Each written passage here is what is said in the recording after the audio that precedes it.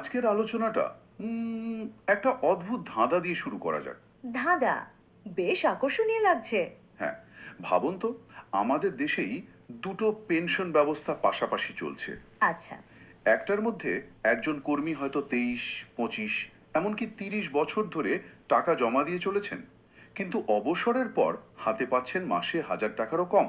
হুম, এটা তো পরিচিত ছবি। আর ঠিক তার পাশেই অন্য একটা ব্যবস্থায় কোনো টাকা জমা না দিয়েই কিছু রাজ্যের নাগরিকেরা মাসে 3,000, 4,000, এমনকি 6,000 টাকা পর্যন্ত পেনশন পাচ্ছেন। একই দেশে, তাই না? একই দেশে এই যে আকাশ পাতাল তফাৎ, এই বৈষম্যটা কেন? আর এই প্রশ্নটা কিন্তু শুধু কয়েকজন মানুষের নয়, এটা লক্ষ লক্ষ অবসরপ্রাপ্ত কর্মীর মনের কথা। যারা নিজেদের যৌবনের সেরা সময়টা দেশের অর্থনীতিতে দিয়েছেন, তারাই আজ এই উত্তরটা খুঁজছেন। ঠিক তাই। মানে একজন কর্মী এমপ্লয়িজ পেনশন স্কিম বা ইপিএস এ বছরের পর বছর অবদান রাখছেন, আর তিনি কেন এত কম পেনশন পাবেন? আজকের আলোচনায় আমরা কোনো আবেগ দিয়ে নয়, বরং সিস্টেমের ভেতরে ঢুকে এর কাঁটাছেঁড়া করব। আসল কারণগুলো কি কি। আসুন এর গভীরে গিয়ে দেখি ব্যাপারটা কি। আচ্ছা, তাহলে এই ধাঁধাটা ভাঙতে গেলে প্রথমেই আমাদের যে বিষয়টা পরিষ্কার করতে হবে। সেটা হলো, এই দুটো পেনশন ব্যবস্থা সম্পূর্ণ আলাদা। ঠিক, একটা হলো এমপ্লয়িজ পেনশন স্কিম বা ইপিএস, আর অন্যটা হলো রাজ্যের সামাজিক পেনশন। দুটোকে এক ভাবলেই বোধহয় সবচেয়ে বড় ভুলটা হয়ে যায়। এদের জগৎটাই আলাদা। একদম। এদের উৎস, গঠন, দর্শন সবকিছুই তো ভিন্ন। হ্যাঁ, প্রথমে যদি আমরা ইপিএস এর কথা বলি, এটি হলো একটি কন্ট্রিবিউটরি সোশ্যাল ইন্স্যুরেন্স স্কিম। মানে একটি অবদান ভিত্তিক সামাজিক বীমা প্রকল্প। ঠিক। এখানে পেনশনের টাকাটা আসে মূলত নিয়োগকর্তার অবদান বা এমপ্লয়ার কন্ট্রিবিউশন থেকে। আর পেনশনের পরিমাণটা একটা নির্দিষ্ট গাণিতিক ফর্মুলার ভিত্তিতে ঠিক হয়। 1 মিনিট এখানে একটু থামতে চাই। আপনি বললেন নিয়োগকর্তার অবদান থেকে টাকাটা আসে, তার মানে আমার বেতন থেকে যে 12% কেটে নেওয়া হয়, সেটা সরাসরি আমার পেনশনে যায় না? খুব ভালো একটা প্রশ্ন। না, যায় না। কর্মীর 12% অবদান সরাসরি এমপ্লয়িজ প্রভিডেন্ট ফান্ড বা ইপিএফ এ চলে যায়। যেটা আমি অবসরের সময় তুলে নিতে পারি। হ্যাঁ, বা প্রয়োজন অনুযায়ী। পেনশন ফান্ডে মানে ইপিএসে টাকাটা আসে নিয়োগকর্তার দেয়া 12% অবদানের একটা অংশ থেকে।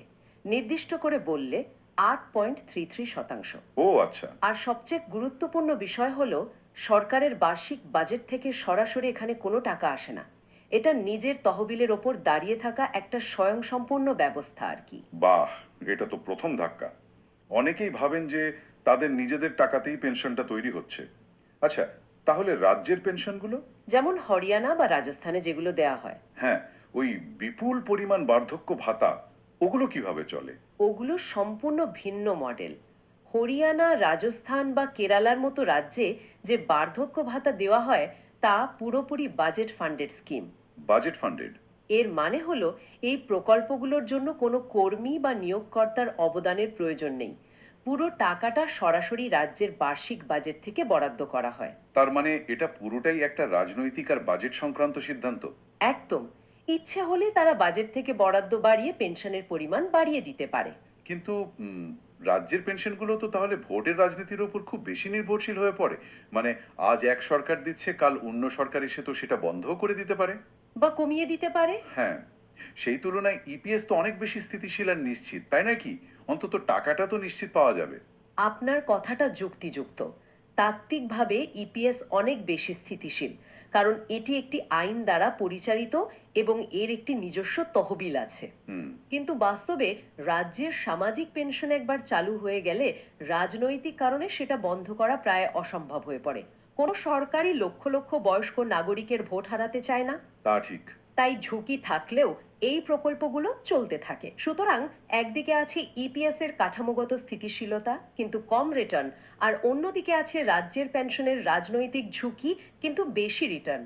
দুটো সিস্টেমের ঝুঁকি আর পুরস্কারের ধরনটাই আলাদা। তার মানে একদিকে রাজনৈতিক সদিচ্ছা আর অন্যদিকে একটা বাধা ফর্মুলা। এই ফর্মুলাটাই তো তাহলে ইপিএস এর আসল রহস্যের কেন্দ্রবিন্দু, তাই না? হ্যাঁ, এখানেই তো বিষয়টা আরো আকর্ষণীয় হয়ে ওঠে। ইপিএস একটি অত্যন্ত কঠোর এবং নির্দিষ্ট ফর্মুলায় বাঁধা। আর এই ফর্মুলাটাই ঠিক করে দেয় কে কত টাকা পেনশন পাবেন। এর বাইরে যাওয়ার কোনো উপায় নেই। ফর্মুলাটি হলো পেনশন সমান ব্র্যাকেটের মধ্যে পেনশনযোগ্য বেতন গুণ পেনশনযোগ্য চাকরির সময়কাল আর পুরোটাকে 70 দিয়ে ভাগ। দাঁড়ান, পেনশনযোগ্য বেতনকে চাকরির সময় দিয়ে গুণ করে 70 দিয়ে ভাগ, এই ফর্মুলাটায় তো আমি মোট কত টাকা জমা দিয়েছি তার কোনো উল্লেখই নেই। ঠিক এই পয়েন্টে লক্ষ্য করার মতো। তার মানে আমি যদি বেশি বেতনের চাকরি করি আর আমার এমপ্লজার আমার নামে বেশি টাকাও জমা দেয়, তাতেও আমার পেনশনের ওপর সরাসরি কোনো প্রভাব পড়বে না? বিষয়টা তো অদ্ভুত। এটাই হলো একটা ইন্স্যুরেন্স মডেল আর একটা সেভিংস মডেলের মধ্যে পার্থক্য। এপিএস কোনো সেভিংস অ্যাকাউন্ট নয়, যেখানে আপনি যা জমাচ্ছেন তার উপর সুদ পেয়ে ফেরত পাবেন। এটা একটা পুলড ফান্ড বা সম্মিলিত তহবিল। যেখানে সবাই মিলে ঝুঁকি ভাগ করে নেয়, হ্যাঁ। কিন্তু আপনার প্রশ্নটা একদম সঠিক জায়গায় আঘাত করেছে। এই ফর্মুলার একটা মস্ত বড় সমস্যা হলো এটি আজকের বাস্তবতার সাথে একদমই খাপ খায় না। কিভাবে? একটু বুঝিয়ে বললে ভালো হয়। ভাবুন, এই ফর্মুলাটা তৈরি হয়েছিল 1995 সালে। তখন 1000 টাকার যা মূল্য ছিল, আজ কি তাই আছে? একেবারেই না। কিন্তু ফর্মুলাটা সেই 1995 সালের চিন্তা ভাবনাতেই আটকে আছে। এর মধ্যে মূল্যস্ফীতি বা ইনফ্লেশনের কোনো জায়গাই নেই। মানে জীবন ধারণের জন্য ন্যূনতম খরচের কোনো ধারণাও নেই। না, বা একজন অবসরপ্রাপ্ত মানুষের মর্যাদাপূর্ণ জীবনযাপনের জন্য কত টাকা প্রয়োজন সেই ভাবনাটাও এই ফর্মুলার বাইরে। একজন কর্মীর 30 বছরের অবদানকে আজকের মূল্যস্ফীতি দিয়ে দেখলে তিনি আসলে ঠকছেন। তাহলে এই যে প্রায় শোনা যায় ইপিএস ফান্ডে হাজার হাজার কোটি টাকার উদ্বৃত্ত বা সারপ্লাস জমে আছে, সেই টাকাটা আসলে কোথায় যায়? এটা একটা জটিল কিন্তু খুব গুরুত্বপূর্ণ প্রশ্ন। হ্যাঁ, ইপিএস তহবিলে বিপুল পরিমাণ উদ্বৃত্ত আছে। ওটা কি অলস পড়ে আছে? না, অলস পড়ে নেই। সরকার বিভিন্ন বন্ডে সেই টাকা বিনিয়োগ করে। সমস্যাটা হলো অ্যাকচুয়ারিয়াল হিসাব অনুযায়ী এই উদ্বৃত্তকে ভবিষ্যতের দায়বদ্ধতা বা ফিউচার লায়াবিলিটি মেটানোর জন্য রাখা হয়েছে।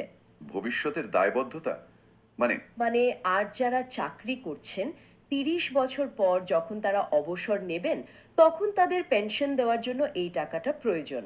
ম্যানেজমেন্টের যুক্তি হলো, যদি আজ আমরা বর্তমান পেনশনভোগীদের জন্য এই উদ্বৃত্ত খরচ করে ফেলি, তাহলে? তাহলে ভবিষ্যতের পেনশনভোগীদের নিরাপত্তা বিঘ্নিত হতে পারে। ঠিক তাই।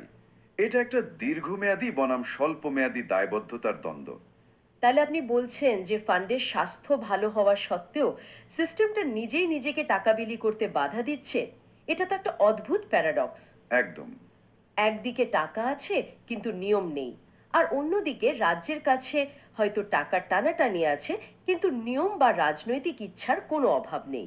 এই নমনীয়তাই রাজ্যের পেনশন প্রকল্পগুলোকে জনপ্রিয় করে তুলেছে। তাদের কোনো জটিল অ্যাকচুয়ারিয়াল হিসাবের বোঝা বইতে হয় না। তাদের ভাবতে হয় না যে আগামী 30 বছর পর কি হবে বা তহবিলের স্বাস্থ্য কেমন থাকবে। তাদের কোনো পুরনো দেনা বা লেগেসি লায়াবিলিটির চাপও নেই।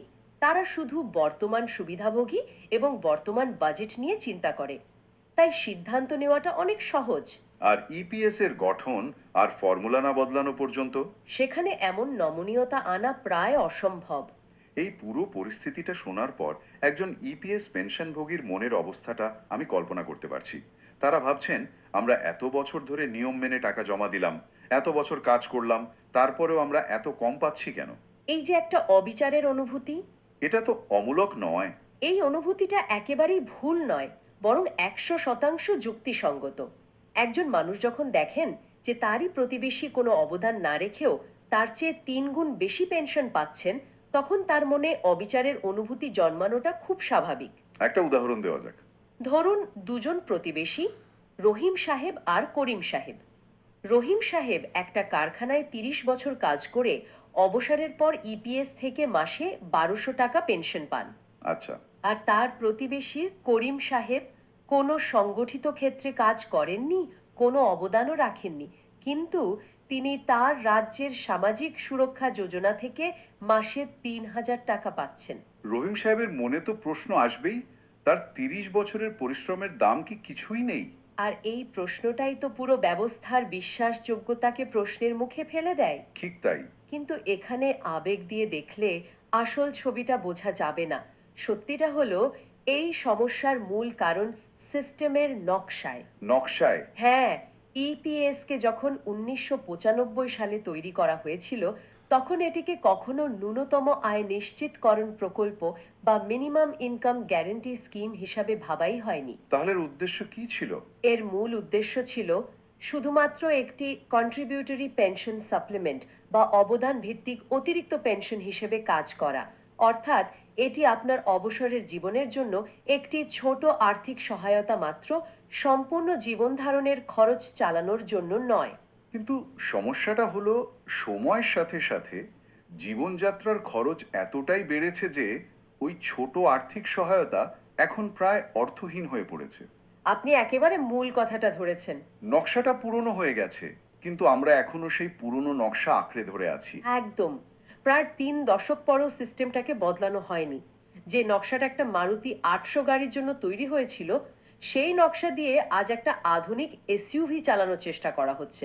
এটা তো কাজ করবে না। তাহলে এই আলোচনার পর আসল প্রশ্নটা তো পুরোপুরি পাল্টে যাচ্ছে। কিভাবে? এতদিন ধরে যে প্রশ্নটা করা হচ্ছিল, রাজ্যের পেনশন এত বেশি কেন, সেটা আসলে সঠিক প্রশ্ন নয়। একদম। আসল প্রশ্নটি হলো ইপিএস কে আজও কেন 1995 সালের সেই পুরনো অপরিবর্তিত নকশার ওপর ভিত্তি করে চালানো হচ্ছে, কেন সময়ের সাথে সাথে এর ফর্মুলা এবং দর্শনকে বদলানো হয়নি? যাতে এটি একজন নাগরিককে মর্যাদাপূর্ণ জীবন দিতে পারে।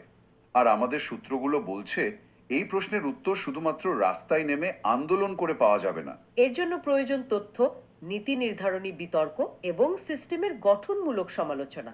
অর্থাৎ আলোচনার অভিমুখটা বদলাতে হবে।